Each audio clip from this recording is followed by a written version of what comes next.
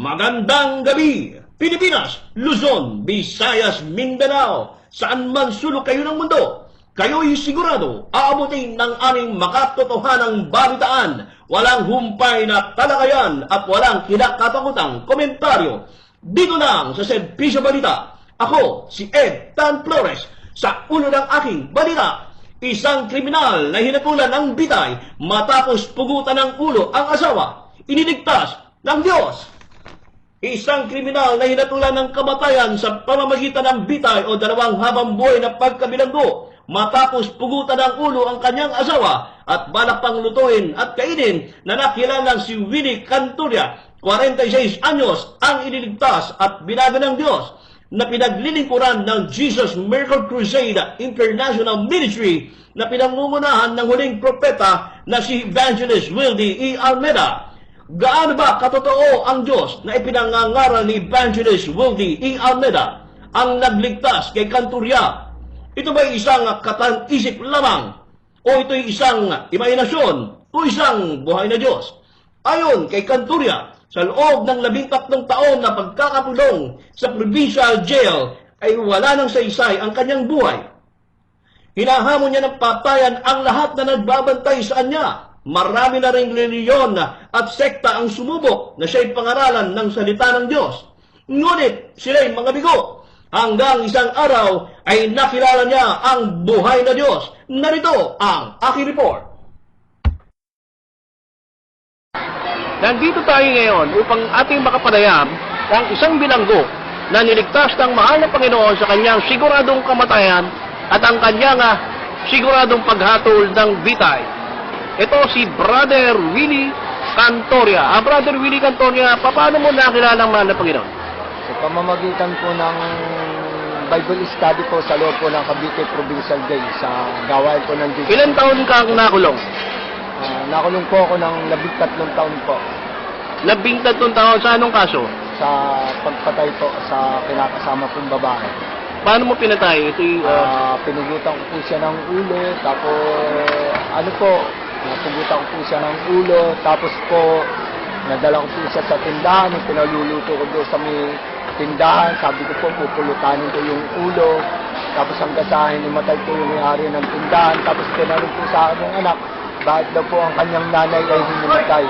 Sabi ko, kung yung anak ay marunong din magluto, sabi ng anak marunong, nung pinakita ko rin po ang ulo, hinimatay rin po yung anak. Ngayon po, dumating po yung panahon na hindi po ako malis doon sa tindahan, daladala ko pa rin pa po yung ulo, may dumating pong mga barangay, kasama na po yung mga pulis.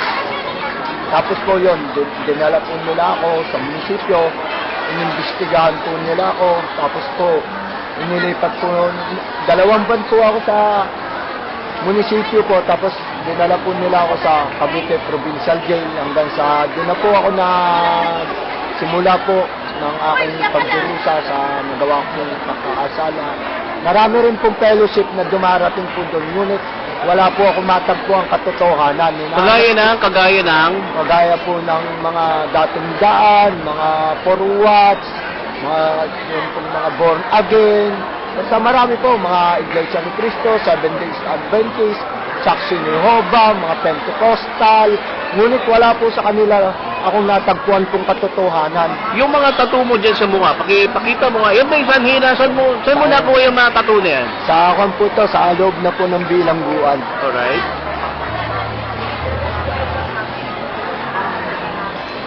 Mga kababayan, tignan mo natin yung tattoo niya sa buong katawan. Makikita nyo, no, na talagang ito ay marka ng isang kriminal na talagang ibinago nang nakilala niya si Kristo. No? Ayan, tignan nyo po mga kababayan kung ano ang itsura niya. Alright, pagkatapos nung ikaw ay hatulan ng 13 years o bitay, ano ang pakiramdam mo? Ikaw ba yung nawala na ng pag-asa sa buhay o ano pong nangyari? Nawala na po ako ng pag-asa sa buhay dahil sa hatol ko po na bitay. Pero nung dumating po ang gawain po ito ng Jesus Miracle Crusade sa pamamagitan po ng Bible Study ng 2007, March 9, 2007 dumating po. Dito ko po ako po nag-observa na kung ano po talaga na sa pinangangaral po nila na totoo raw po itong gawain ito, nagpapagaling ng karamdaman, wala raw pong imposible sa mahal na Panginoong Diyos na kanila pong nakilala. Nagpapalaya rin daw po ito sa loob po ng bilangguan. Ngunit naandyan po yung pag-aalinlanganan ko po na hindi po ako maniwala dahil hindi nga po ako naniniwalang may Diyos. Subalit dumating po sa akin yung panaginip. Sabi po sa akin ng ating pinakamamahal na Panginoong Isus sa pamamagitan po ng panaginip, anak, bumangon ka, sumilang ka, sapagkat ang kaluwalhatian ay sisikat sa iyo at ang kadiliman na sa limot ng mga ulap ay magliliwanag. Yun po ay hindi ko po pinansin yung panaginip na yon. Natulog uli po ako, ngunit dinalaw uli po ako ng isang panaginip sa pamamagitan po ng bautismo po ng isang timbang tubig na binuhusan po ako ng isang timbang tubig. Nung pong binuhusan po ako ng isang timbang tubig, nagising po uli ako. Tinapa ko po ang aking katawan, ngunit hindi naman po basa. Pero po yung araw po yun, araw po ng bautismuhan, mga minamahal, hanggang sa nag-decide po ako magpabautismo. Nung pong ako'y nilulubog po sa tubig, ang pagkakadilim po, ngunit nung ako po'y may ahon at idinilat ko po ang aking mga mata, nakita ko pong gumuhit yung kaliwanagan sa langit. Alam niyo po mga minamahal, mula po noon, inumpisahan ko pong mag-alay ng fasting sa ating pinakamamahal na Panginoon. Nag-straight po noon ako ng pagkabautismo po sa akin, nag-straight po ako ng 5 days. Ang hiling ko po, kung totoo ka, bakit hindi kami makasamba sa iyong gawain? Subalit nandiyan po yung himala ng mahal na Panginoon. Hindi po natuloy ng araw po ng Friday ng overnight ang aming pagsamba. Ngunit ang araw po ng linggo, nasa kauna-unahan po yung aking pangalan. At sabi po nung warden, magsama na raw lamang po ako kung sino ang aking gustong isama ng mga kapatiran. Naalala mo ba kung saan kulungan kang dilala para sa ating mga kababayang nanonood? Para hindi sabihin na ito'y gawa-gawa lamang o ito'y mga pakulo lamang. Sa Cavite Provincial Jail ng 13 Martires City.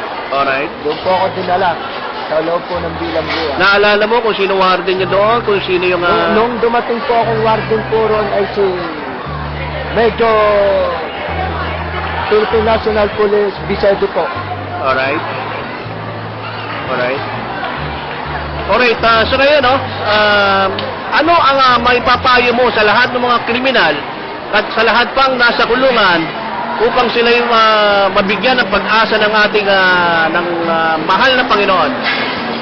Ipapayo ko sa mga nasa loob ng bilangguan, gusto ninyong kayo kalugdan ng ating pinakamamahal na Panginoon.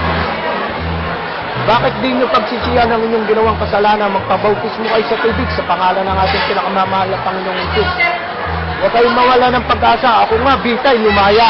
Bakit? Sa pamamagitan ng pangalan ng mahal na Panginoon, nung tinanggap ko, pangalan ng mahal na Panginoon Diyos, at ako'y nagsisi, nagpabautismo ako sa tubig. Sa pangalan ng ating pinakamamahal na Panginoon, nag-alay ako sa Kanya ng puri, asking, tinanggap ng mahal na Panginoon ang aking panalangin sa pamamagitan ng beloved pastor, Hindi Estrada Almeda, nakarating sa langit ang aking panalangin. Ngayon, binigyan ako ng kalayaan ng mahal na Panginoon. Nung ako'y nakalaya, ganap na po ako nagpatuloy sa paglilingkod sa ating pinakamamahal na Panginoon Jesus sa dako po ng outreach ng 13 Cavite.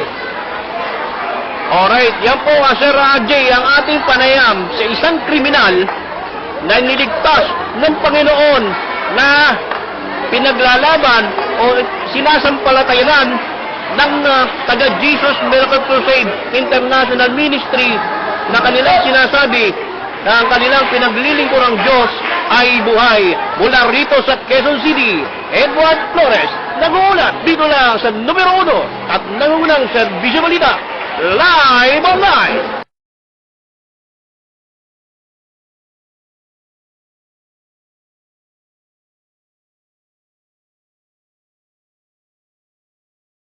Ng paggalang sa ating pong Honorable Evangelist Luis Estrada Almeda at sa kanyang pong beloved, sa kanyang mga beloved children, ganun din po sa mga beloved preachers at sa inyong pong workers, sa inyong pong mga narito, mga baguang, bisita, isa pong magandang umaga na po sa inyong lahat.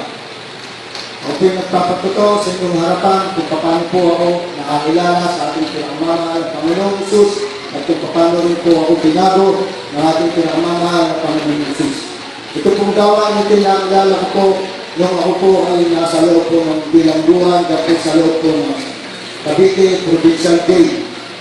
Marami po ako rin ng ministeryo na pinalayas, na nagdadala po ng salita ng ating mga Panginoon. Ngunit naandyan po yung hindi po ako makakilala sa ating pinakamamahal na Panginoong Jesus. Naandyan po yung itinataboy ko po yung mga ministeryo yan.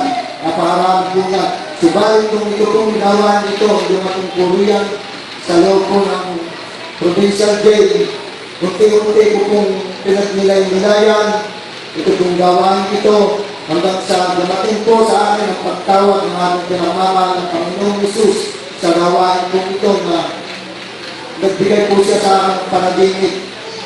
Ngayon po yung panaginip po yun ay araw din po ng pagbabautismo po noon. At doon po ako nabautismohan sa gawain ito po ng Jesus Milanese International Ministry.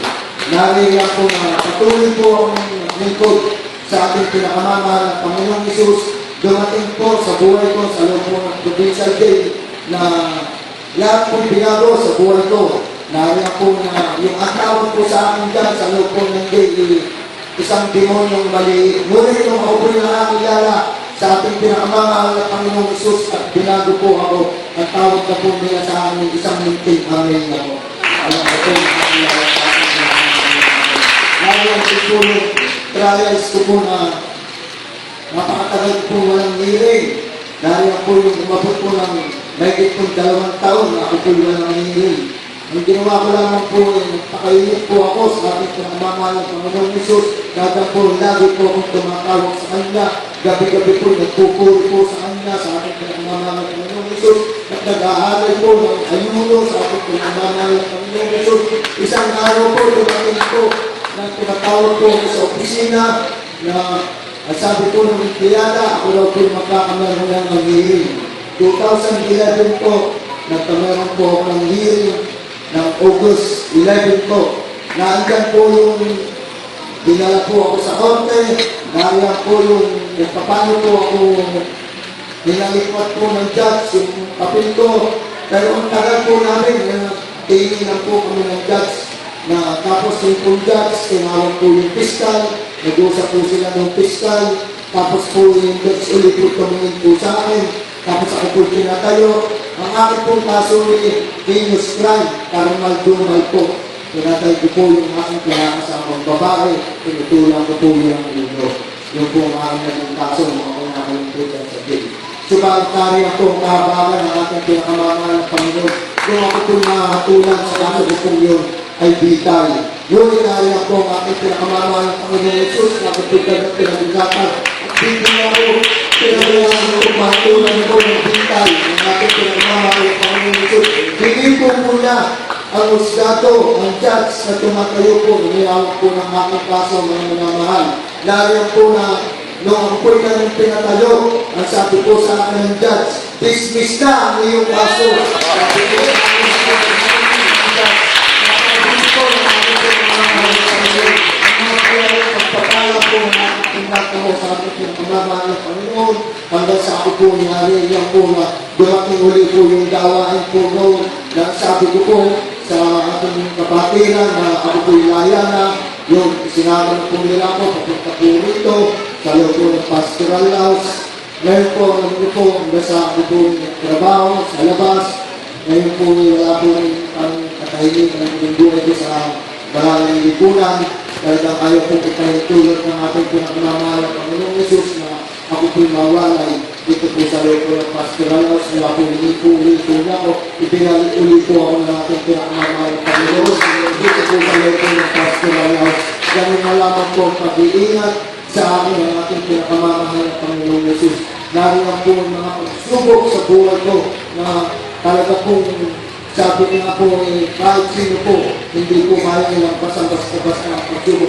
Ngunit naanda po yung mga pag-aayuno ko po sa ating pinakamamahal ng Panginoon at ang pagsisisi sa aking bawat mga nagagawa ng mga pagkakasala, ang ang aming pang pagluha sa ating pinakamamahal na Panginoon, wala nga po talagang posible sa ating pinakamamahal na Panginoon.